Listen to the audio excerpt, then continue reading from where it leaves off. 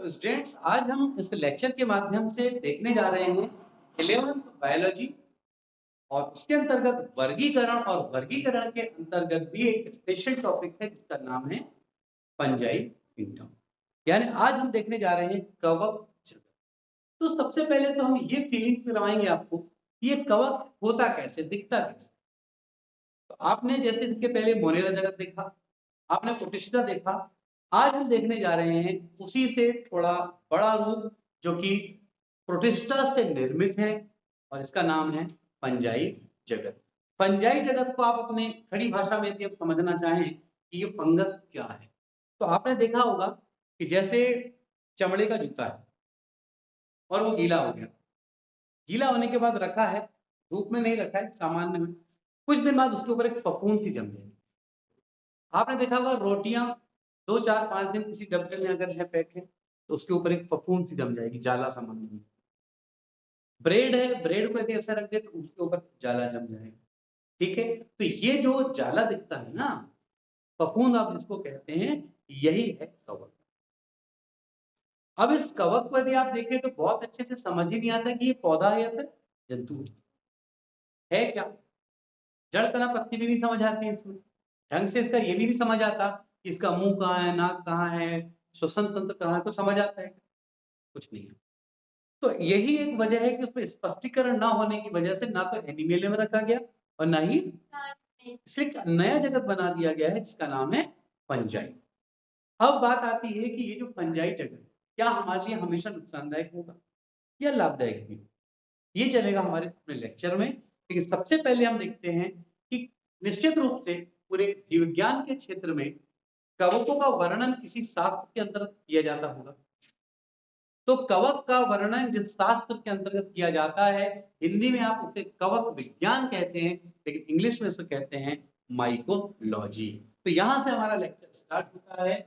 यह है fungi kingdom, और इस फंजाई किंगडम के अंतर्गत कौन से जीवों को रखा गया है, तो ये हम पहले देख चुके हैं क्लासिफिकेशन में कि पहली बात है कि इसमें कौन से यू या प्रोकैरियोटिक, यूकैरियोटिक। तो खास बात है कि यहाँ पर यूकैरियोटिक जीवों को रखा गया है, मतलब यहाँ केंद्रक का निर्माण हो चुका था, एक सुविकसित केंद्रक था। साथ ही साथ इसमें रखा गया है मल्टी सेल्युलर, और मल्टी सेलुलर ही है मतलब बहुकोशिकीय जीवों को ही रखा गया है। लेकिन एक अपवाद इसमें ऐसा है जो एक कोशिकीय, लेकिन वो कवक का ही उदाहरण है, और वो जाना माना नाम है ईस्ट।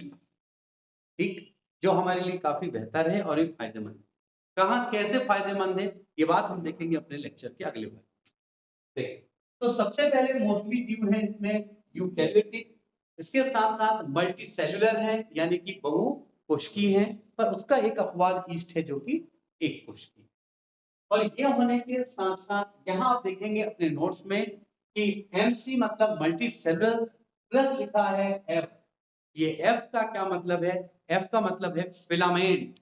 फिलामेंट मतलब छोटे छोटे तंतु। तो जब हम इसके संरचना में पहुंचेंगे तब आप देखेंगे कि कैसे इसमें छोटे छोटे तंतुओं के द्वारा ये जाल का निर्माण कर रहा है। लेकिन उससे पहले इतिहास में जाना पड़ेगा हमें। तो ये देखें, माइकोलॉजी हमारा पॉइंट नंबर R1 है, माइकोलॉजी। माइकोलॉजी मतलब कवक विज्ञान, यानी जीव विज्ञान का की वह शाखा है जिसके अंतर्गत कवकों का अध्ययन किया जाता है। कवक विज्ञान को हम कहेंगे कि इसमें माइकोलॉजी, यानी यह है कवक विज्ञान। इसके जो जनक है, जो पहली बार अगर किसी ने बताया था तो किसने बताया था इसको? मिचेली ने बताया था सबसे पहले। लेकिन आधुनिक कवक विज्ञान का जो जनक है, देखो ये पहली बार जो बताया था, लेकिन आधुनिक कवक विज्ञान के जो जनक हैं वो माने गए हैं ईबरी। क्या माना गया है? और ये जो माइकोलॉजी शब्द आया है, माइकोलॉजी शब्द जो है इन दोनों ने ही नहीं रखा था। उस माइकोलॉजी शब्द यानी कवक विज्ञान जो है, माइकोलॉजी शब्द के जो नाम दिया है, नाम दिया है कैस्पर्ड बॉहीम ने।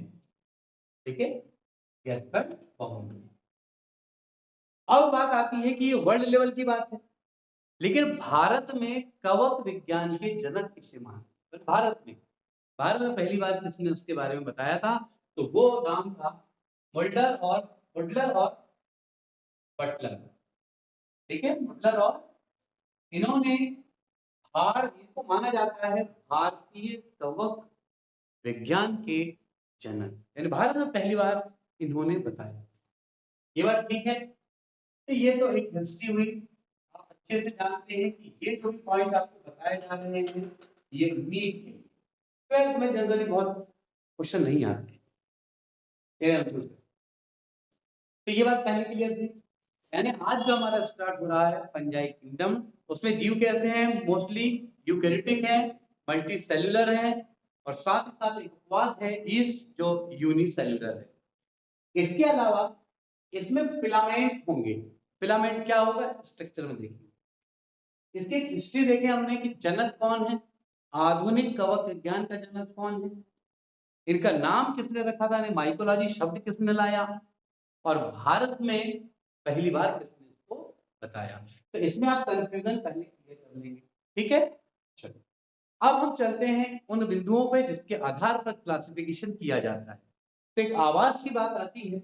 आवास, ये जो कवक है वो आवास है, कहाँ रहना पसंद करते हैं, अनुकूल स्थितियां क्या है उसके लिए। तो ये नमी वाले में, ठीक है,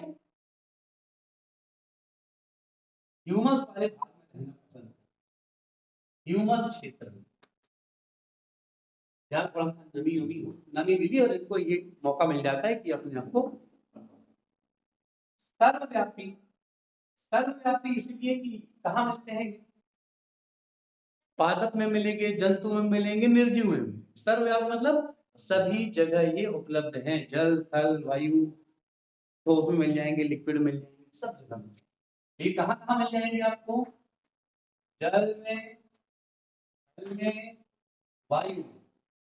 साथ ही साथ आपको निर्जीव वस्तुओं के ऊपर पादप में भी मिलेंगे, पादप में भी मिलेंगे, जंतु में मिलेंगे, और कई जगह आपको जो निर्जीव सड़े गले मृत पदार्थ हैं उनके ऊपर भी आपको ये मिल जाएंगे।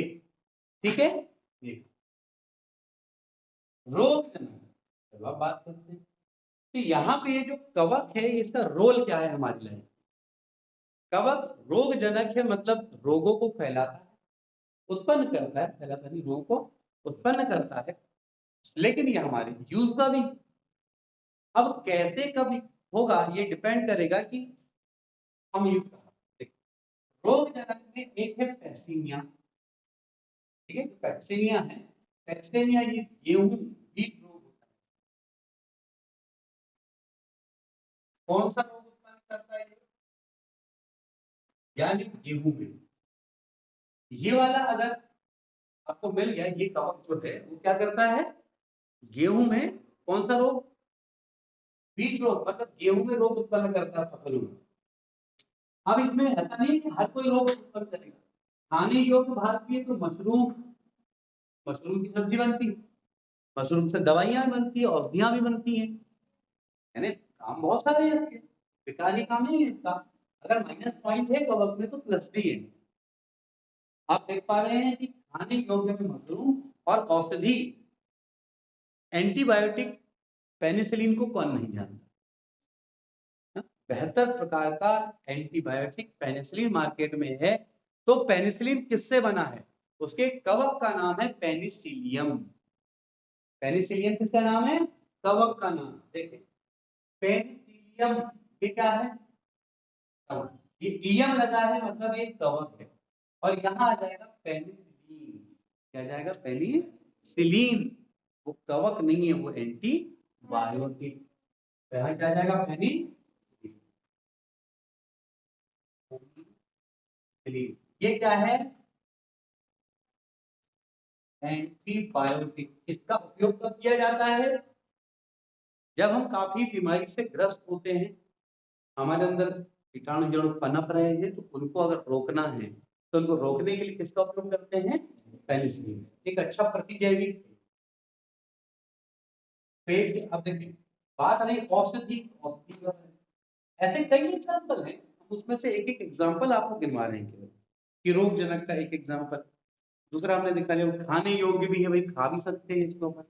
दूसरा भाई दवाइयां भी बना सकते हैं। इसके अलावा कुछ खाद्य पदार्थ जैसे बेकरी, बेकरी में आप जो ब्रेड बनती है ना, ब्रेड है, टोस्ट है, ये सब जो बनता है, तो इनमें फूलता है कि नहीं, फुसफुसा होता है ना, तो वो किस वजह से होता है? इसी की वजह से उसमें ईस्ट मिलाया जाता है। क्या मिलाया जाता है? ईस्ट, खमीर लाने के लिए। तो बेकरी में भी यूज होगा। शराब बनाना, शराब बनाने के लिए भी यूज होता है। अपने को पता है कि अपने भारत की जो सबसे बड़ी अर्थव्यवस्था को संभालने वाला अगर कोई विभाग है तो वो आबकारी विभाग है। ये जो गवर्नमेंट ठेके देती है उससे जो पैसे आते हैं गवर्नमेंट को, तो ये पूरे हिंदुस्तान के अंदर में सबसे ज्यादा इकोनॉमिकल कंडीशन को अगर किसी ने संभाला है तो वो शराब ने संभाला। और इस शराब के निर्माण में यूज होता है कौन? ईस्ट। ये जो आपका 12th में केमिस्ट्री का एक टॉपिक होता है एल्कोहल, तो एल्कोहल बनाने की एक विशेष विधि है जिसका नाम है किण्वन। किण्वन बना है किण्व शब्द से। किण्व का मतलब इंग्लिश में होता है एंजाइम। तो एंजाइम ज्वाला द्वारा जटिल अणुओं को सरल अणुओं में तोड़ने की जो प्रोसेस है, ठीक, तो वहां एंजाइम के लिए जो भोज्य पदार्थ का काम करता है, कौन करता है? एंजाइम के लिए, ईस्ट के लिए, सॉरी, एंजाइम होते हैं ईस्ट में। ईस्ट को चाहिए भोज्य पदार्थ, अमोनियम सल्फेट मिलाया जाता है। लेकिन इस ईस्ट में जो एंजाइम होते हैं, जैसे इनोट्रिस नाम का एंजाइम, जाइमेस एंजाइम है, तो ये क्या करते हैं? जटिल अणुओं को सरल अणुओं में तोड़ते हैं। आपको इतने पे नहीं जाना है। जब आप 12th में जाएंगे, 12th की क्लास अटेंड करेंगे, 12th का लेक्चर देखेंगे, किण्वन विधि पे सेपरेट एक लेक्चर, ठीक है? एल्कोहल को बनाने की किण्वन विधि, जो कि एल्कोहल किससे है? शर्करा से भी बनता है, मतलब शक्कर से, गन्ने के रस से, और साथ साथ आलू से भी बनता है। आलू है, जौ है, इनको सड़ाया जाता है और इनसे अल्कोहल प्राप्त किया जाता है। पर अभी हमारा मुद्दा इतना बस है कि ईस्ट नाम का जो कवक है उसका उपयोग किया जाता है शराब बनाने की कौन सी विधि में? किण्वन विधि। उसका नाम है।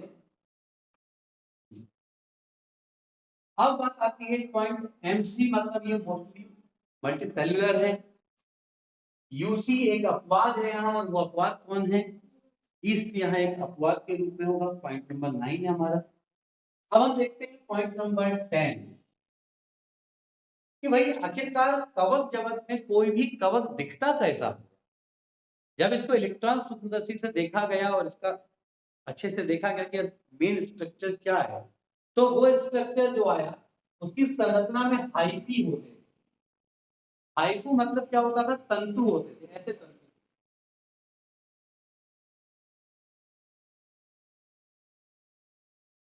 ऐसे ये, फिर वो ब्रांच ब्रांच ब्रांच ब्रांच, ऐसे तंतु होते थे, यानी फिलामेंट होते। क्या होते थे? और ये एक फिलामेंट है, ये जो है ये भाग क्या कहलाता है इसका? ये हाइफी कहलाता है। क्या कहलाता है ये हाइफी कहलाता है। लेकिन ये हाइफी जो है, ये एक पर्टिकुलर, ये एक जो है वो हाइफी है। ऐसे एक दूसरे के साथ मिल मिलके, मान लो कोई यहाँ है, यहाँ से,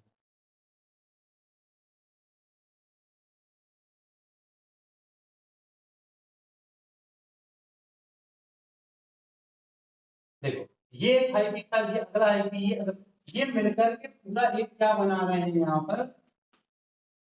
जाल, जिसको हम कहेंगे कवक जाल। तो उसका एक भाग जो है ना, ये एक अकेला जब मैंने बनाया था वो हाइफी था। तो ऐसे हाइफी एक दूसरे के ऊपर जुड़ जुड़ के क्या बना लेते हैं? जाल बनाते हैं। और वो जाल क्या कहलाता है? माइसेलियम। क्या कहलाता है? जाल जो बन रहा है वो माइसेलियम। लेकिन यहाँ पे ध्यान रखना है, ये हाइफी दो प्रकार का होता है। हाइफी दो प्रकार का इस आधार पे होता है कि मैं पहले डायग्राम बना रहा हूँ, मेरी बात समझ आ जाए तो बताऊंगा। देखो, एक सेप्टेट और एक असेप्टेट। सेप्टेट का डायग्राम देखेंगे। हो सकता है डायग्राम बनाने में के बाद बात आपको समझ आए। देखना जो मैं करने जा रहा हूँ। सेप्टेट,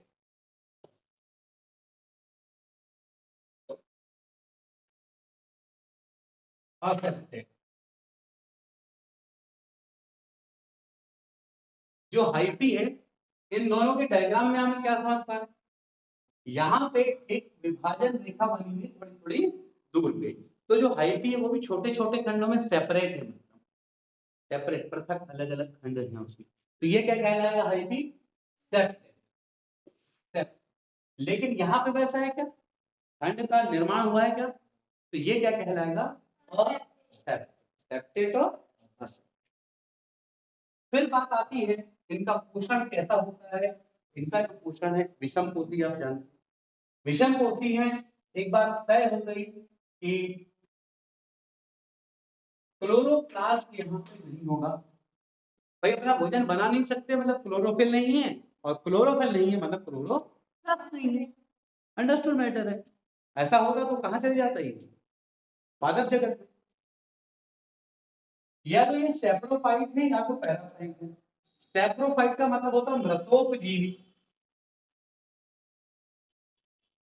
मृतोपजीवी का मतलब कुछ कवक ऐसे जो सड़े गले ऐसे पदार्थ जो हो जाते सड़ गल जाते, उनके ऊपर अपनी एक परत बनाते, उनसे अपना भोजन प्राप्त करते हैं, तो वो कौन से हैं, सेप्रोफाइट है। अपना भोजन तो नहीं बनाते, परजीवी तो है, पर किस टाइप के हैं, एक सेप्रोफाइट यानी मृतोपजीवी है, सड़े गले मृत पदार्थों के ऊपर जम जाते हैं, और दूसरा है पैरासाइट।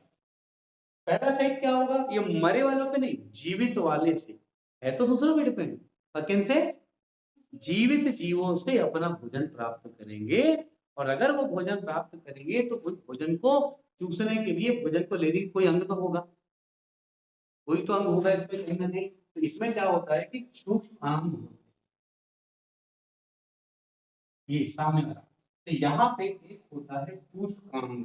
क्या होगा, चूष्कांग को इंग्लिश में कहा जाता है ऑस्ट्रेलिया, यानी इनके पास जो अगर भाग होते हैं ना, उसमें चूसने के लिए अंग होते हैं, ये कहीं जाके अगर दूसरे पे चिपक गए तो उससे क्या करते हैं, ये चूसते रहते हैं, इसलिए इसका नाम क्या होगा, चूचकांग।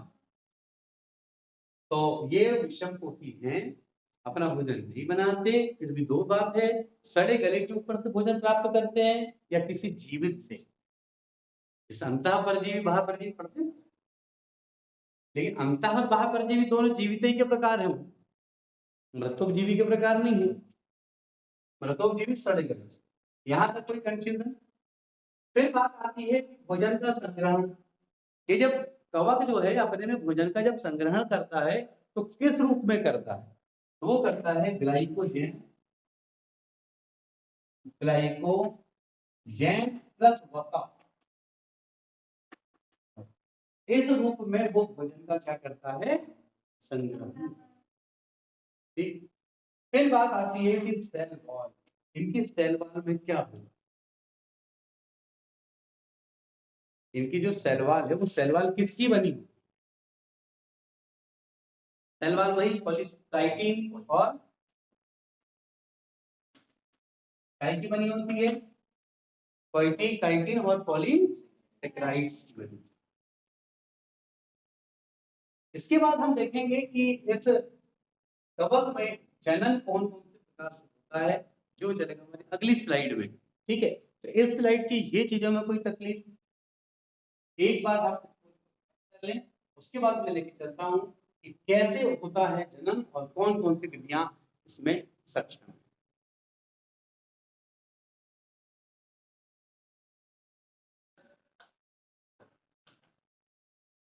अब हम देखने जा रहे हैं कि कैसे फंजाई किंगडम के अंदर, यानी जो कवक है, कैसे वो जनन करते हैं और कौन कौन सी प्रोसेस उनके अंतर्गत होती है।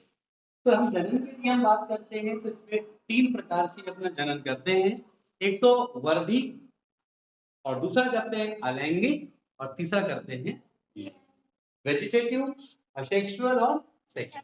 तो सबसे पहले बात आता है वीटी का मतलब है वेजिटेटिव, इसका ये मतलब होगा कि ये करते हैं वर्धी जनन।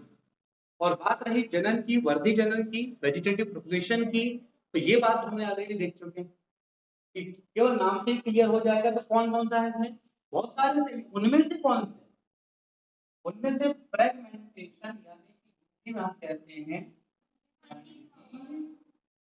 ठंडी भवन, का मतलब ये है इस तरीके से ये हाइफा है, और हाइफा का एक भाग ऐसे टूट करके क्या हो जाए, यहाँ अलग हो जाए, तो आगे चल के ये ग्रोथ करके फिर से क्या बना लेता है, हाइफी बना लेता है। एक खंड अलग हुआ और उस खंड से फिर से कवक बन गया, ये कहलाता है खंडी भ्रूण। बडिंग, बडिंग का मतलब क्या था, हिंदी में मुकुलन, यानी इसका एक भाग थोड़ा सा अतिभार निकला, वो उससे कट के अलग हुआ और फिर वो एक नए हाइफी का निर्माण। फिजन, फिजन का मतलब क्या होता था, खंडन, तो दो खंड में बढ़ जाएगा। और ये तो नॉर्मल मालूम बस रखना है कि जो कवक है उसमें किस किस प्रकार का जनन होता है। उसमें जो जनन पहला वर्दी है, और वर्दी के अंतर्गत फ्रेगमेंटेशन है, बडिंग और फिजन, ये तीन प्रकार के जनन उसमें होते हैं। अब बात आती है असेक्सुअल। अब जो असेक्सुअल का मतलब यहाँ लिंगों की कोई आवश्यकता नहीं है, ठीक। इसमें स्पोरेंजियोफोर क्या होगा, और इसमें स्पोरेंजियोफोर में पहला शब्द जो है वो है स्पोर, यानी स्पोर यानी बीजाणु बंधु, और स्पोरेंजिया का मतलब होता है कि बीजाणुओं को रखने वाला। आप यहाँ देखेंगे इस तरह से,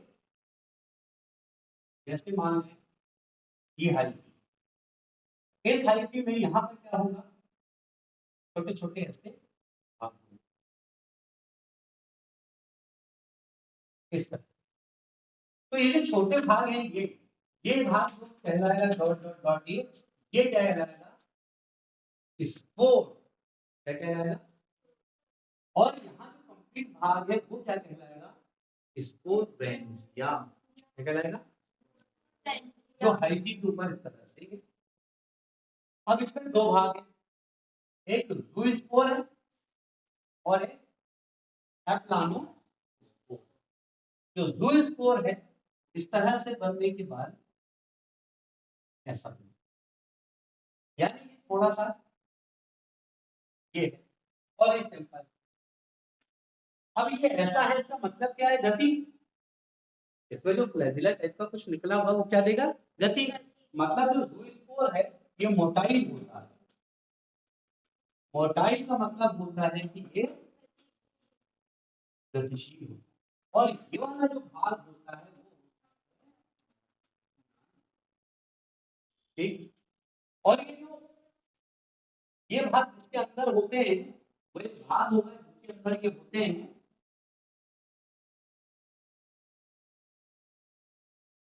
इस तरह। तो ये जो कंप्लीट भाग है ये कहलाता है कोनिडिया। तो कोनिडिया किस प्रकार से होते हैं, एक बड़ा गोला होगा, फिर से थोड़ा छोटा, फिर थोड़ा छोटा, ये तो ये क्या कहलाता है, ये क्या कहलाता है, कोनिडिया, ठीक। इसमें एक्सोजेनेसिस होता है, मतलब जनन कहाँ होगा, बाहर होगा, ठीक है। इंडोजेनेसिस नहीं होता, ये होता है एक्सोजेनेसिस, बाह्य जनन होता है। और यहाँ भी तो इस प्रकार से समझना है कि जो असेक्सुअल होता है उसके अंतर्गत बीजाणु होते हैं। बीजाणु गतिशील भी हो सकते हैं और नहीं भी हो सकते हैं। जो गतिशील है उनको ज़ूस्पोर कहा गया है, जो गतिशील नहीं है उनको एप्लानोस्पोर, ठीक। और ये कहाँ होते हैं, कोनिडिया में। कोनिडिया कलेक्शन का नाम है जहाँ पे ये बीजाणु होते हैं। ये बात भी किसमें आ जाएंगे, फिर बात आती है किसमें, सेक्सुअल रिप्रोडक्शन। तो सेक्सुअल रिप्रोडक्शन के अंतर्गत मेल और फीमेल की बात, यहाँ पर इसको प्लाज्मोगेमी के नाम से जाना गया है। इसके नाम से प्लाज्मो, लेकिन जंतुओं में जो प्रोसेस होती है और इसमें जो प्रोसेस होती है उसमें एक छोटा सा अंतर है। अब वो कौन सा अंतर है इसमें आगे देखिए। इसमें सबसे पहले दो हेप्लॉइड होंगे, ये क्या है आपके पास में, दो हेप्लॉइड, ये और ये। इसके गुणसूत्र एन है और इसके गुणसूत्र, हेप्लॉइड मतलब एक गुणसूत्र। ये जब मिलते हैं तो जब हम जंतुओं में इस बात को पढ़ेंगे तो डायरेक्ट यहाँ पे क्या हो जाता है, टू। लेकिन कवक और जंतुओं में अंतर क्या आएगा ये बता। जब ये दो मिलते हैं ना जंतु में तो सीधे मिलकर के एक साथ हो जाता है।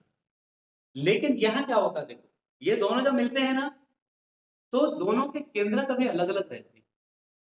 केंद्र क्या रहते हैं, अभी मिले नहीं है, थोड़ी देर बाद मिले, वहां पे तुरंत मिलते हैं। तो बात को समझिए, ये जो बीच वाला भाग, इसमें इसका भी एक केंद्रक है, मान लो ये केंद्रक इसके पास भी, इसके पास भी। ये जब आए ना तो अभी केंद्रक अलग अलग है, मतलब दोनों मिल गए हैं लेकिन केंद्रक अभी भी क्या है, अलग अलग है। और केंद्रक अलग अलग हैं, केंद्रक को हम कैरियन कहते हैं। और चूंकि यहाँ कितने कैरियन हैं, डाई कैरियन कहेंगे हम इसको। तो ये जो भाग बना है वो डाई कैरियन है। और ये जो अवस्था है उसको हम कहेंगे डाई कैरियोफेज। क्या बोलेंगे, अवस्था का नाम है डाई कैरियोफेज। यहाँ पर स्थिति जो न्यूक्लियस की है, सेल को हम कहेंगे डाई कैरियन, यानी एक ऐसा सेल बना है अभी जिसमें दो केंद्रक हैं। फिर बाद में ये अलग अलग मिल जाएंगे, अगली बार में ये दोनों केंद्रक मिल जाएंगे और एक ही बनेगा। इसको कहेंगे सिनकैरियन।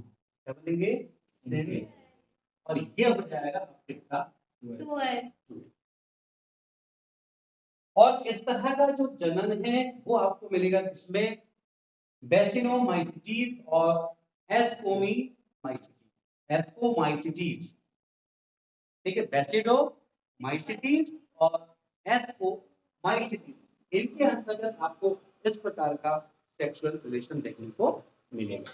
तो ये तो हुआ फंजाई जगत का। इसके बाद जो हमारा नेक्स्ट होगा वो होगा फंजाई जगत का क्लासिफिकेशन, यानी इसमें कितनी गण है, फैमिली है, किस किस में इसको डिवीजन क्या है इसका, ये सारा डिवाइडेशन हम देखेंगे। लेकिन सबसे पहले यहाँ तक कोई कंफ्यूजन हो, एक बार रिपीट कर देता हूँ कि कवकों में जो जनन होता है वो तीन प्रकार से होता है। एक वर्धी जनन होता है जिसमें फ्रेगमेंटेशन, बर्डिंग और फिशन होता है। जबकि अलैंगिक में जो होता है, असेक्सुअल में, इसमें स्पोरेंजिया होता है जिसमें स्पोर होते हैं। और ये कहाँ होता है, जो हाइजिस का तंतु होता है। ये जो ये ना, ये इतना मोटा बनाने में लिखा है, ये बहुत पतले पतले धागे में रचना है, उसको तंतु कहते हैं, तंतु को फिलामेंट कहते हैं। इसीलिए शुरू के नोट्स में याद करो MC प्लस F लिखा करके नहीं, क्योंकि फिलामेंट यानी छोटे छोटे तंतुओं को बता रहा था। ये इसमें बात आई कि दो भाग थे, जो बीजाणु बनते थे वो दो प्रकार के थे, गतिशील और एक अगतिशील। गतिशील वाले ज़ूस्पोर कहलाए, प्रोटाइन है ये। और जो गतिशील नहीं थे वो क्या कह रहे हैं, एप्लानो। और कोनिडिया ये वो स्थान था जहां पे ये होते थे, कौन, बीजाणु। इसके बाद हमने देखा सेक्सुअल रिलेशन। तो जो सेक्सुअल रिप्रोडक्शन होता है उसको प्लाज्मोगेमी के नाम से जानते हैं। बात आती है कि इसमें ये जो प्लाज्मोगेमी के नाम से जब जाना जा रहा है, मतलब प्लाज्मा आपस में मिल रहा है, इसमें पहले हैप्लॉइड होते हैं, डायरेक्ट ये डिप्लॉइड नहीं बनते। डिप्लॉइड मतलब दो गुणसूत्र हो या डायरेक्ट डिप्लॉइड नहीं बनते हैं। इनके बीच में एक अवस्था होती है जिसमें कोशिका एक ही होगी, केंद्रक अलग अलग होंगे। क्योंकि दो केंद्रक अलग अलग हैं, उसको डाई कैरियन कहेंगे। इस अवस्था को डाई कैरियोफेज कहते हैं। और बाद में ये केंद्रक जुड़ के एक ही हो जाता है, इसको सेल कैरियन कहते हैं। और ये ध्यान रखना, इतनी गहराई के पॉइंट कॉम्पिटिशन एग्जाम में ये पॉइंट बहुत ही खास होता है, भले आपके 11th के नजरिए से हो या ना हो। तो 11th में लिखना ही कितना है, इतने तो लिखना है, ये वर्दी जनन करते हैं शेक्सपियर, उसके आगे कोई कहानी बतानी नहीं है आपको। तो 5 नंबर का तो आना ही, और 5 पॉइंट आपको लिखना है इसके बारे में।